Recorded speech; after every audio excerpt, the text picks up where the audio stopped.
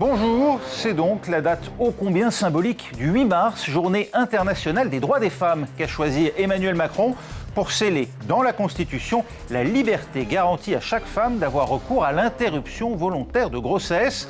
Un acte historique qui fait de la France le premier pays au monde à inscrire le droit à l'avortement dans sa loi fondamentale. Au-delà de l'accès à l'IVG, combien de pays au monde accordent aux femmes les mêmes droits que les hommes, et notamment celui de disposer de leur corps ?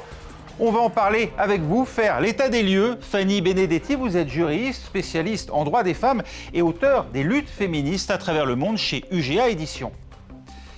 Mais d'abord, retour sur l'événement de la semaine, donc l'accès à l'avortement, désormais défini comme un droit constitutionnel.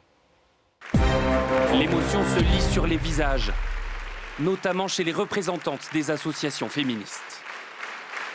Une journée chargée de symboles. D'abord celui de Gabriel Attal aux côtés du fils de Simone Veil. Un hommage à celle qui, en 1974, a inscrit dans la loi le droit à l'avortement sous les insultes d'une assemblée alors très largement masculine. C'est toujours un drame. Que la force de vos applaudissements pour son combat et pour sa cause tonne plus fort encore que ces insultes et fasse définitivement justice à Simone Veil. Autre image forte, celle de Yaël Braun-Pivet, car pour la première fois aujourd'hui, une femme présidait un congrès du Parlement, une fierté en ce jour historique.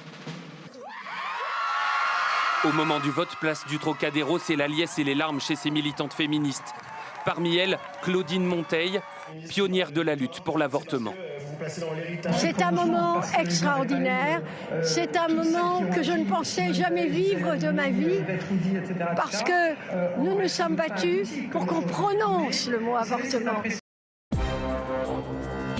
Fanny Benedetti, c'est important de l'inscrire dans la Constitution. En quoi l'accès à l'avortement est-il menacé ici en France ? Alors, il est menacé dans les faits, en réalité. C'est-à-dire que l'inscription dans la Constitution est une étape historique, magnifique, mais on voit bien que l'exercice du droit est parfois compliqué. Il y a les déserts médicaux, il y a aussi les médecins qui peuvent, le cas échéant, exercer une clause de conscience, et il y a aussi la réduction du nombre de centres pour pratiquer l'IVG. Donc tout cela sont des contraintes réelles pour les femmes. Il y a aussi le délai qui court, c'est très, très court le délai qu'on peut utiliser pour pratiquer un avortement en 14 semaines. Bon, c'est assez généreux, entre guillemets, en France, mais ça va vite. Surtout quand on ne trouve pas, qu'on ne peut pas organiser tous les rendez-vous. Oui. Voilà. Donc concrètement, il y a vraiment des contraintes qui pèsent sur les femmes qui souhaitent avorter. Une liberté garantie, dit le texte, et non un droit. Cela engage moins l'État. Ça veut dire par exemple que les médecins qui le souhaiteraient pourront continuer justement d'invoquer la clause de conscience pour ne pas le pratiquer. Alors ça, les juristes nous le diront. Je pense qu'effectivement, la nuance est importante. Vous avez tout à fait raison, ce n'est pas un droit garanti, c'est une liberté. Donc la responsabilité de l'État, qui est en général très difficile à invoquer, on le voit dans les cas par exemple de féminicide où les forces de l'ordre ont eu vraiment un retard à réagir, c'est souvent extrêmement difficile d'invoquer la responsabilité de l'État. Concrètement, l'accès à l'avortement, ça concerne qui et quel pays, Maya Anaïs Yatagen ? Eh bien, il y a 75 pays qui autorisent l'avortement. Il est légal, sans restriction, juste avec effectivement avec un délai, vous le voyez, en vert, ce sont tous les pays en vert. Par contre, les pays qui sont en bleu, comme l'Inde ou le Royaume-Uni, ont une législation un peu moins libérale, mais assez proche des pays qui sont en vert. Par contre, dans les pays que vous voyez en rose ou alors en jaune, là, l'avortement est interdit, sauf dans quelques cas, en général pour préserver la vie de la mère ou sa santé, ou encore dans des cas de viol.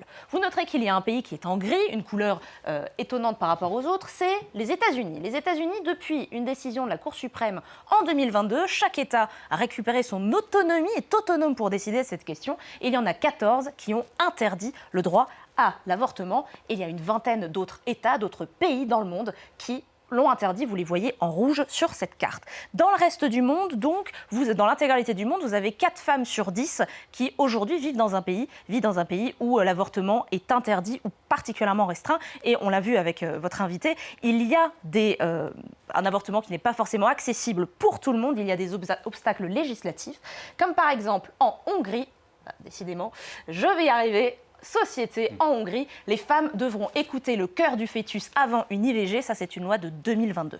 Oui, Fanny Benedetti, le libre accès à l'interruption volontaire de grossesse, ça reste l'exception aujourd'hui dans le monde? Vous l'avez dit, les chiffres parlent d'eux-mêmes, c'est-à-dire qu'il y a plus de 40% des femmes qui n'y ont pas accès, grosso modo, ou qui vivent dans des pays où l'accès est tellement restreint, je pense notamment au Chili ou à l'Équateur, où c'est vraiment en cas de danger mortel à la santé de la femme, où il peut être invoqué, ou en cas de viol uniquement. Donc c'est vraiment des législations trop restrictives pour garantir un accès à ce droit, réellement. Ça, c'est la situation maintenant en termes d'évolution. C'est un droit qui régresse face à ce qu'on peut appeler une offensive, disons, néoconservatrice à travers le monde, parfois teintée d'ailleurs de religiosité, ou bien qui s'impose peu à peu avec l'accès à l'éducation et les politiques de planning familial. On en est où concrètement ? En tendance? Alors, en tendance, concrètement, les étapes récentes montrent plutôt un recul. Enfin, vraiment, tout le monde l'a noté, surtout même en Europe, en Occident, aux États-Unis. Donc ça, ce sont des signaux extrêmement négatifs pour le reste du monde. Et forcément, on voit bien que la tendance est au conservatisme et au retour en arrière, hein, vraiment, qui avait été déjà invoqué par Simone Veil. Hein, le risque est réel. Donc oui, on n'est pas dans un contexte qui est favorable aux avancées. Et c'est pour ça qu'il faut se battre. Et c'est pour ça que le signal français donné au reste du monde est si impactant, pas seulement symbolique. Il a un véritable impact. À ces préoccupations, hein, on en est loin dans un pays situé à l'autre bout du spectre, l'Afghanistan. Là-bas, le simple fait pour une femme d'accéder aux soins les plus vitaux relève du parcours du combattant, ou plutôt de la combattante, car dans ce pays qui pratique l'islam dans sa version la plus rigoriste, une femme ne peut pas consulter un médecin masculin. Or, les professions médicales échappent désormais aux femmes, privées d'études par les talibans. Reportage de Charles Aïbouala et Sonia Ghezali pour France 24. Plus aucune Afghane n'étudie la médecine dans le pays où les filles sont privées d'enseignement secondaire et supérieur. Dans ce service gynécologique, en sous-effectif, on craint le pire pour l'avenir. Avez-vous du sang ou d'autres écoulements? Oui, mais très peu. Dans le service de gynécologie, nous n'avons qu'un seul médecin en chef femme. L'avenir s'annonce sombre. Les hommes ne laisseront jamais les femmes consulter des médecins hommes. Les femmes seront de plus en plus nombreuses à devoir accoucher à la maison sans aide médicale. Aujourd'hui encore, les hommes amènent difficilement leurs femmes à l'hôpital. Le taux de mortalité maternelle sera plus élevé.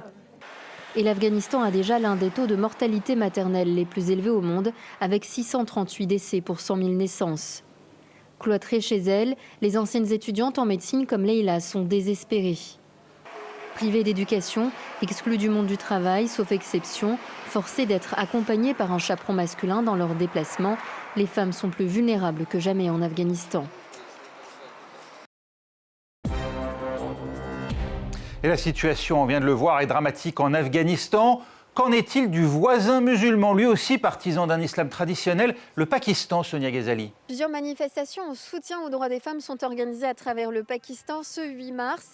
Et les revendications des femmes sont les mêmes que lors des années précédentes, à savoir une meilleure représentativité politique, un meilleur accès à l'emploi. Les enjeux sont de taille pour les femmes au Pakistan. Il suffit de regarder le secteur de l'éducation, par exemple, puisque 12 millions de jeunes filles pakistanaises ne sont pas scolarisées. 13% d'entre elles seulement poursuivent leurs études après le collège.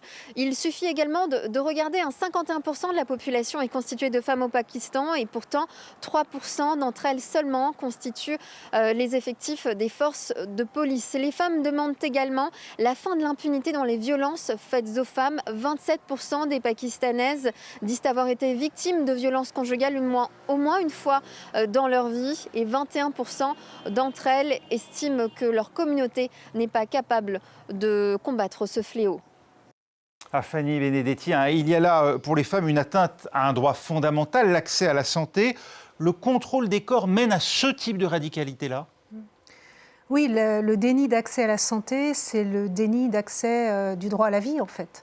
Parce que la mortalité, comme vous l'avez souligné dans le reportage, est telle. En Afghanistan, il y a 10 000 femmes qui meurent par an du fait de la grossesse et de l'accouchement. Donc c'est énorme, c'est absolument considérable. C'est 27 femmes par jour, une femme par minute. Enfin, c'est vraiment énorme. Donc, une femme par heure, oui. Par heure, pardon. Oui. Merci.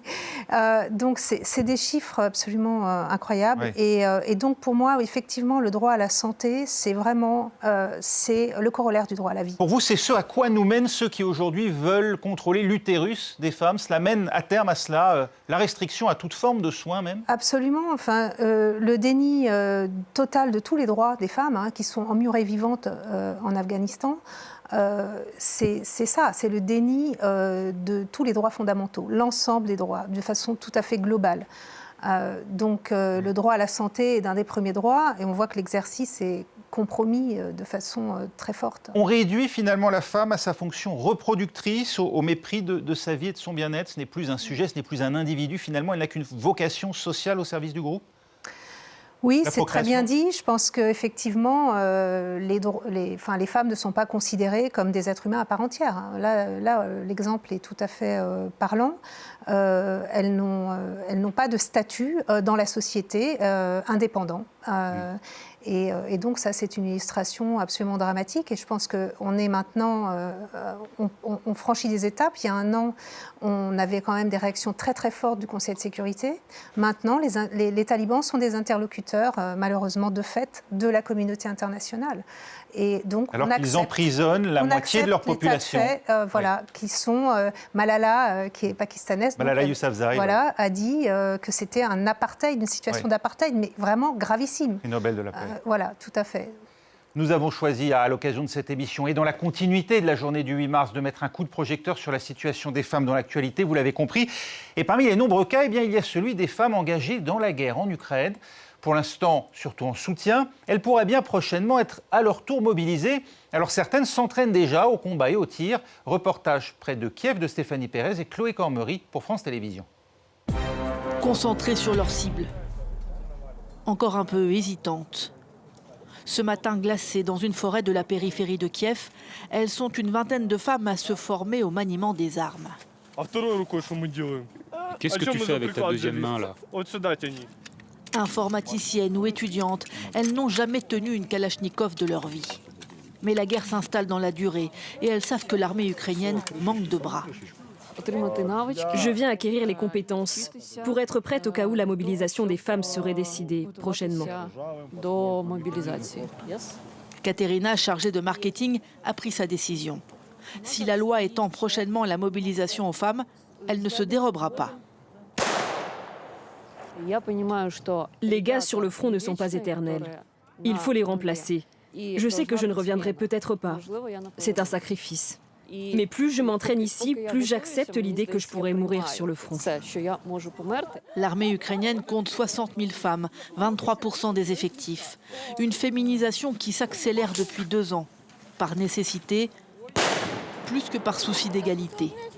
Natalia, graphiste, se dit prête, mais redoute le poids des préjugés. Beaucoup de femmes qui se sont engagées dans l'armée pour combattre sont encore cantonnées à des postes dans l'administration. Donc si on me mobilise pour aller me battre, d'accord, mais si c'est pour rester dans un bureau, ça ne m'intéresse pas.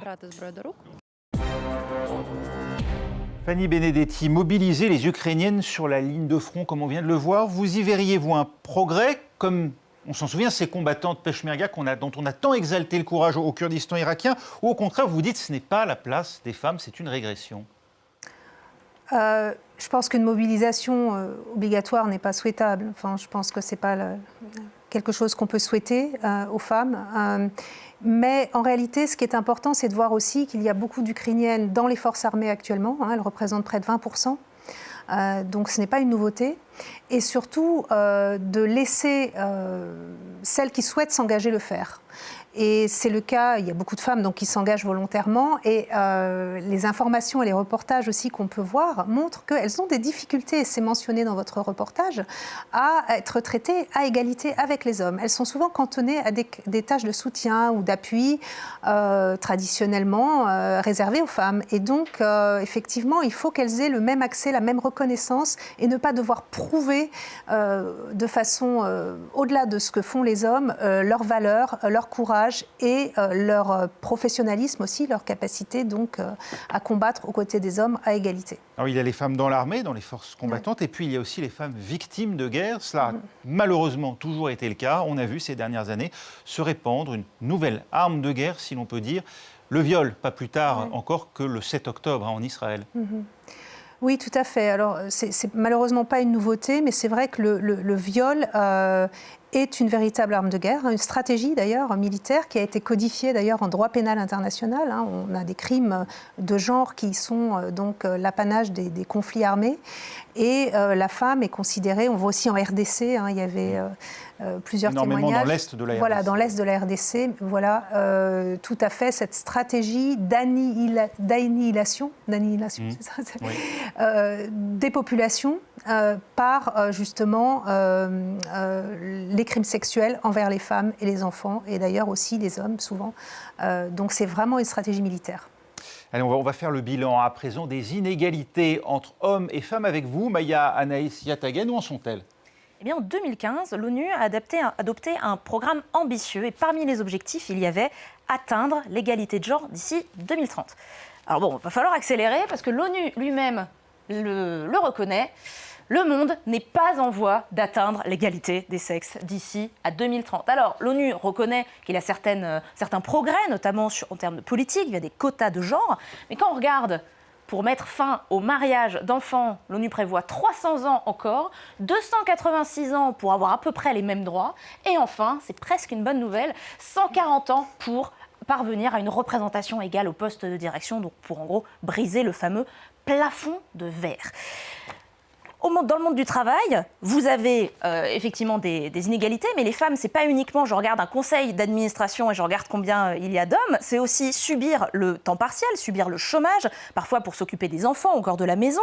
Beaucoup de femmes subissent ça, elles sont désavantagées aussi en termes de rapidité de progression, d'opportunités de carrière, de formation, de création d'entreprise ou même de stress au travail. Évidemment, il est la question du salaire. Là, les hommes touchent environ 20% de plus que les femmes et concentrent de manière générale beaucoup plus de richesses qu'elles.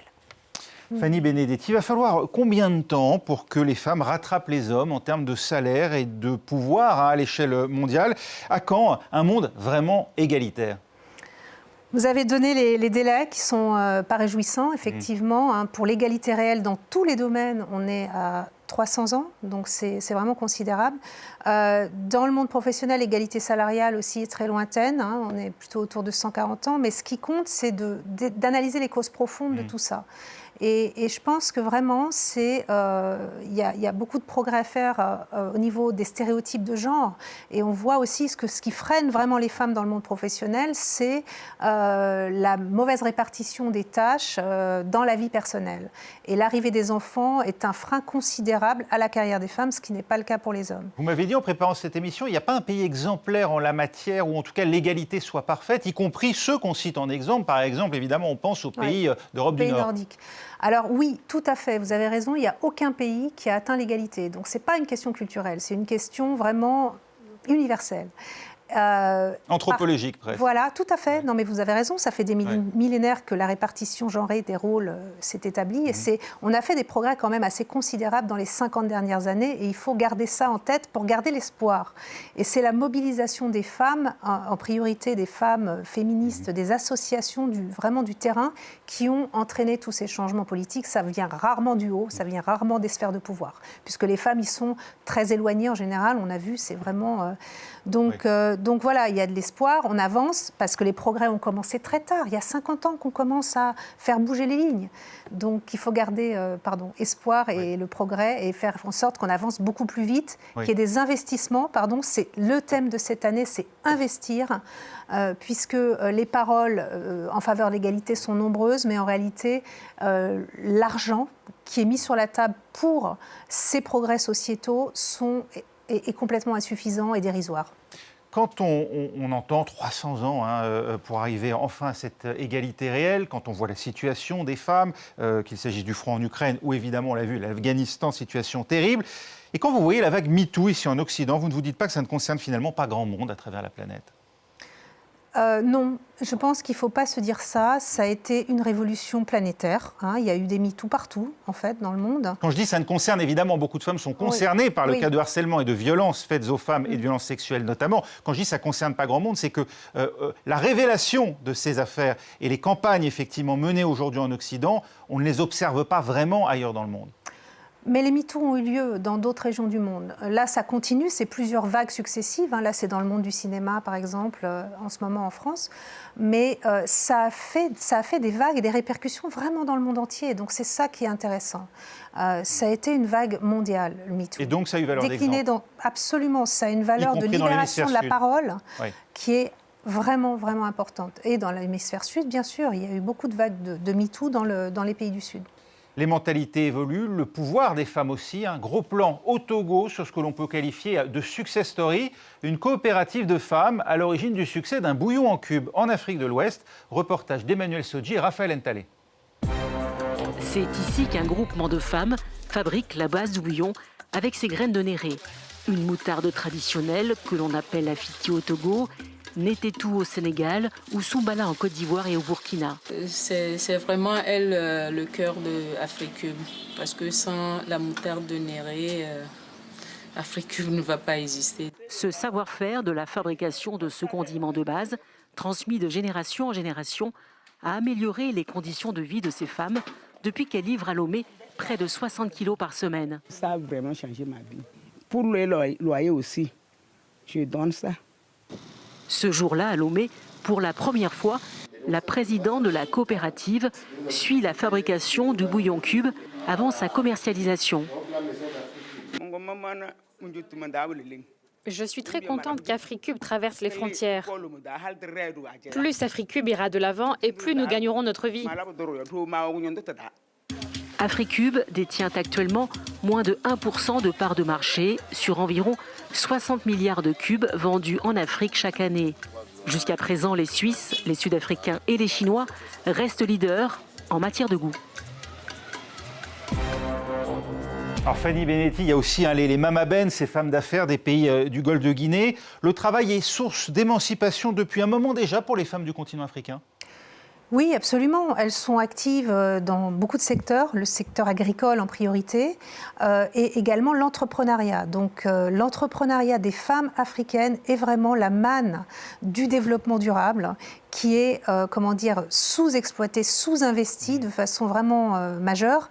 Et il faut absolument que ça se développe parce que c'est vraiment la solution. Oui. Ça se développe déjà par le microcrédit. Il faut que les établissements de crédit, les banques aillent également, prennent le relais. Hein. Ce qu'on voit effectivement, c'est que ça reste encore elles sont à 80% dans l'économie informelle. Donc il faut qu'elles franchissent ce cap de développer leurs activités à l'échelle. Et souvent encore, les freins sont culturels, sont aussi le rôle que les femmes ont à la maison, qu'elles ne peuvent pas sacrifier parce qu'on ne leur permet pas de le faire. Mais le potentiel est là vraiment et c'est reconnu par tous les économistes. Donc il y a beaucoup d'espoir sur ce sujet-là. Justement, j'allais vous dire, les mentalités restent assez traditionnelles en matière de mœurs ou d'avortement, pour boucler la boucle de cette émission. Émancipation par l'économie ou le travail ne signifie pas forcément plus de droits. Oui, vous avez raison, il faut faire attention à ça. En même temps, c'est vrai que l'autonomie économique, l'autonomisation économique et financière est quand même la clé de voûte de l'indépendance au sens large et donc de l'acquisition des autres droits. Et je pense que c'est vraiment un socle très important pour la lutte contre les violences, pour tout un tas d'autres droits, l'émancipation, la place de la femme dans la société, dans la vie publique, etc. Donc c'est extrêmement important et fondateur pour les autres droits. Les Nations Unies, depuis 1977, recommandent de célébrer le 8 mars, Journée internationale des droits des femmes. En France, il a fallu attendre 1982 pour que la ministre déléguée aux droits de la femme, Yvette Roudy, obtienne cette reconnaissance symbolique. Retour sur cette initiative à l'époque avec Daniel Sportello pour France 3. Faire du 8 mars la journée nationale des femmes, une idée force du MLF qui réclame pour les femmes une journée bien à elles, où leur travail autre que professionnel soit reconnu et payé. Et elles le font savoir aux autres femmes. Votre prénom ? En suivant, oui. Quand on parle aux femmes du travail domestique qu'elles font réellement à la maison, je crois que c'est quelque chose qui les touche profondément, parce que c'est un travail qui n'est pas reconnu. Ça c'est exact, ce qu'a dit mademoiselle. Moi, j'ai toujours travaillé à la maison, ça n'a jamais été reconnu.